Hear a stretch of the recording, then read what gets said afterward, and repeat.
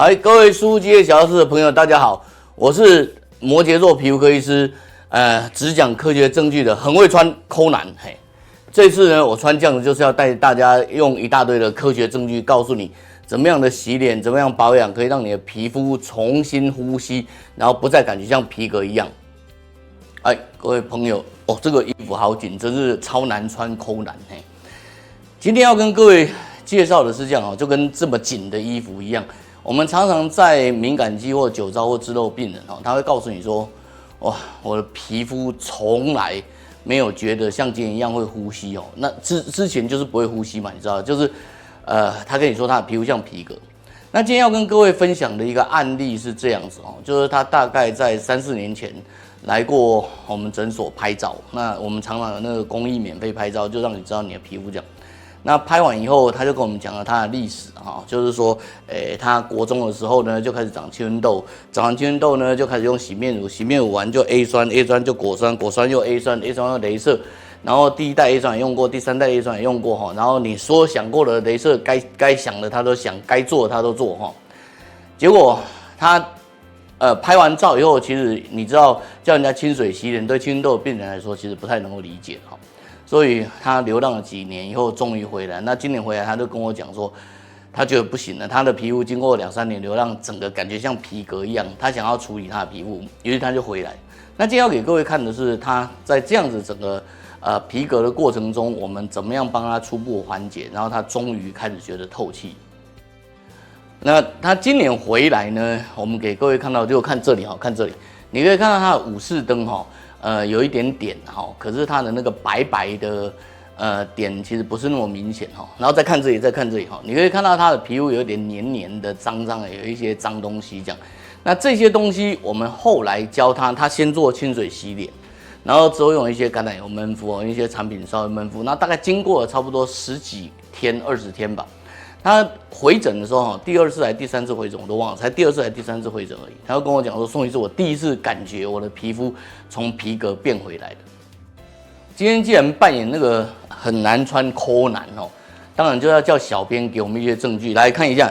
这个各位可以看到，就是刚刚右上角这一张哦，你会发现它的点其实有了哈，但是没有很明显。然后抹完橄榄油以后，整个皮肤就出现很明显的白的现象哈。然后这个是他的右脸，这是他左脸哦，两个是一样的问题哦。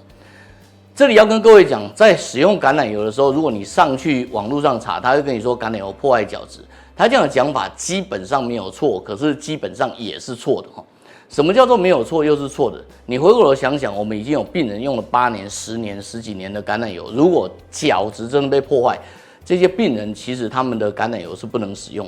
但是我们确实在一开始的时候看到橄榄油破坏，那给各位看一下那个50倍的表现哈，这个是一开始它皮肤很臀，然后你可以看到上面有一些奇奇怪怪的黏黏的东西，然后之后它纹路就变好，这也一样是它的那个左脸哈，然后这是它的右脸的部分哦，你可以看到。我们都是很标准的有质的地方，你可以看到纹路慢慢变好。纹路变好的意思就是说，第一个你可以想象它有没有把上面的老废角质，就你刚刚看到武士灯上面那些白白的东西，它事实上是老废角质被剥落了。但是它之后它有没有破坏皮肤？没有，它的纹路慢慢变好。如果要破坏皮肤，你应该看到糜烂，可是我们看到的是纹路变好。讲到证据，证据当然不是一次嘛，当然要连续嘛。像刚刚那个图，你当然可以说哦，那个角质，这是刚刚的第2张哈，这也是第2张，第2张右脸，第2张左脸。你可以说那个角质没有被你移除啊，那谁知道你移除下面会不会整个是溃烂的？没有移除以前当然看的是好啊，所以我们就帮他做了一个那个大敷面。大敷面你可能理解，可能不理解，我们之前的影片有，你自己去看哦。但是大敷面基本上就是把一个角质移除的过程，然后温和的移除。你可以发现，当它移除以后，你可以看到它下面的那个。白色的东西都移除很干净吧，对吧？移除的非常干净，左右脸都很干净，对不对？那这时候我们就来看一下它的移除完以后，你看，即使移除完，它的纹路变得更好，也就是说你仍旧没有看到糜烂，对吧？这就意思告诉你说，你的移除以后，你的角质不见了，你的纹路仍旧很好。然后刚刚那是左脸，这是右脸哈，一样的哈，你可以看到很清楚，都纹路变得很漂亮哈，没有到超级漂亮的，那至少是 OK。这件事告诉你什么？这件事告诉你说，为什么这个病人他会跟你讲说，我的皮肤从皮革感，然后慢慢变成会呼吸。你还记得他的第一张图吗？他第一张图黏黏的、腻腻的，然后上面有一颗一颗脏脏的厚化。你有那么厚的角质在，你当然不能呼吸嘛，对吧？好，所以我们把整个证据把它集合起来哈。这个是右脸，你可以发现这个是它整个橄榄油之前，橄榄油后角质脱落掉一些，然后大分院后，你会发现它其实并没有什么样的伤害哦。那这个一样，就是这是右脸，这左脸也不过如此哈。然后一样，我们把那个整个角质弄给你看，你看之前黏黏脏脏的一坨一坨的东西，然后在角质清除完其实是比较干净，它没有造成表皮的伤口，好吗？然后你大分院以后，它纹路更好，一样没有造成表皮伤口，这样我想大家可以清楚的看到哈。然后这个部分一样哈，就是刚刚是那个左脸嘛，那这是右脸，你可以看到一样的部位，一样黏黏的哈，一样被清掉这样。所以这里头我要跟各位讲哈，对于橄榄油的迷思，对于治疗的迷思，然后还有对于那个皮革的感觉哦，我需要小抄，等一下哈。你知道年纪大了哈，有些东西我记得原理，可是不记得时间。那为了表示我很专业，所以要背一下时间。1997年哈，Journal of Pharmacology Science 就是那个药物科学杂志哈，讲了一句话哈，他说那个他去试了一个实验，因为在1997年之前，我们都认为说皮肤的那个吸收主要是靠角质间隙，还记得吗？如果你还记得，大概10几年前，大家都说那玻尿酸分子颗粒太大，然后没有办法进到皮肤，对不对？可是1997年的药物科学杂志跟你讲说，如果你把它做酒精化，它就会进入皮肤，大概会提高到9倍。但是如果你把它做那个 liposome 哈，就是那个脂质体的方式，它会经过皮脂腺，就是我们的那个汗腺跟油腺哦，会进去，然后会